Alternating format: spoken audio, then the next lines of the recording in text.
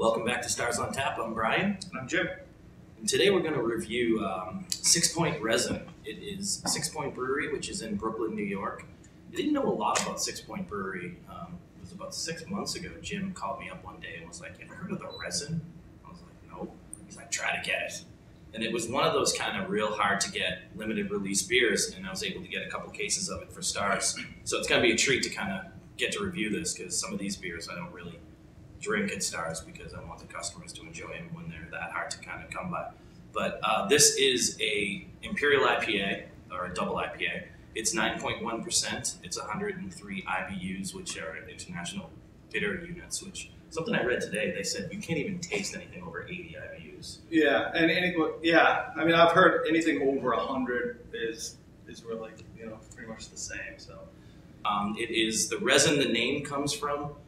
Basically, when you take a hop, which is a flower or almost like a pine cone, and you put extreme heat to that, all that resin, all that stickiness, all that almost glue comes out, and that's what kind of marinates and makes the beer what it is in the boil, which is characteristic of the hop itself. Which I was saying to Jim earlier, and I never looked at it this way, but a couple of things I've read, and the way Sixpoint Brewery, the brewers describe hops as it's actually a spice, which it's a really interesting way to look at it, because that really does spice your beer. It really gives you that kind of flavor. Right. So, and the other reason why we decided to go with the resin in the can, and it's an interesting can. It's not kind of a stout typical can. It's more of a thin, kind of a big Red Bull. Yeah, you wouldn't even think it was 12 ounces if you looked at it, but it is 12 ounces. And one of the other reasons why we decided to do this, because today being January 25th,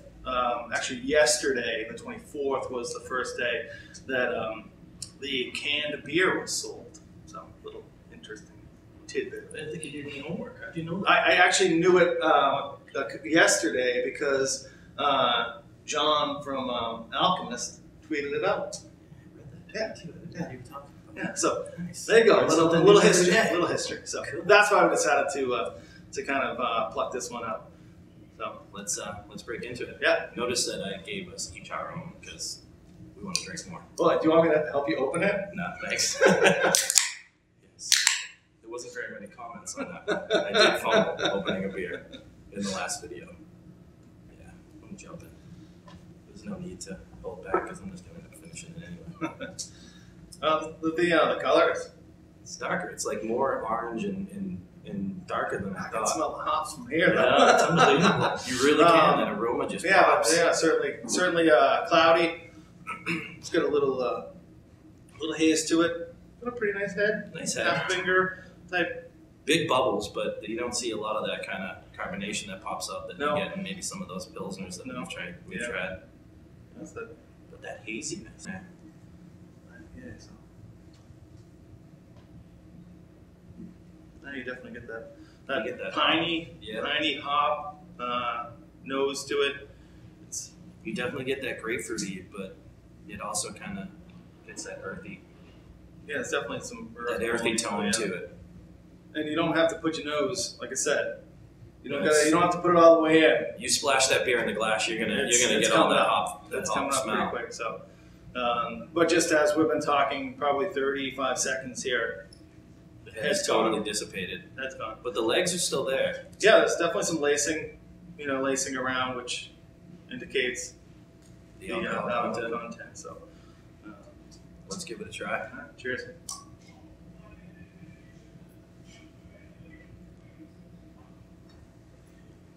It's interesting. That gives you that kind of grapefruity, that kind of fruit right up front, but then you get that malt and bitterness on the back of your tongue. Like right now, it's just lingering back there.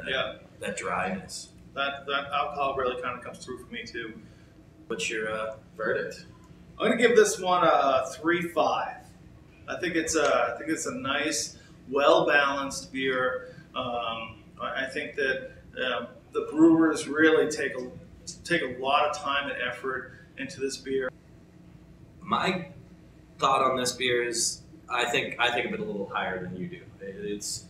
I'm an IPA guy, and I've said that, and I'll continue to say that. I enjoy it, but it is, to me, an extremely well balanced. It's got that hop character that I like. It's got that kind of maltiness that I like, and it's not over the top either. I mean, you got that alcohol. Like I can taste the alcohol on my tongue as I'm talking, but it's very drinkable in my opinion. It's that one that I could just sit on the couch and watch a game or whatever, and have a couple of these beers, and 3 sips into it, 1 beer into it, I'm already feeling a little loose. So I'm going to give this a 4, and this is one that I will definitely drink, and I would buy if I saw it on a package store. Embrace the can.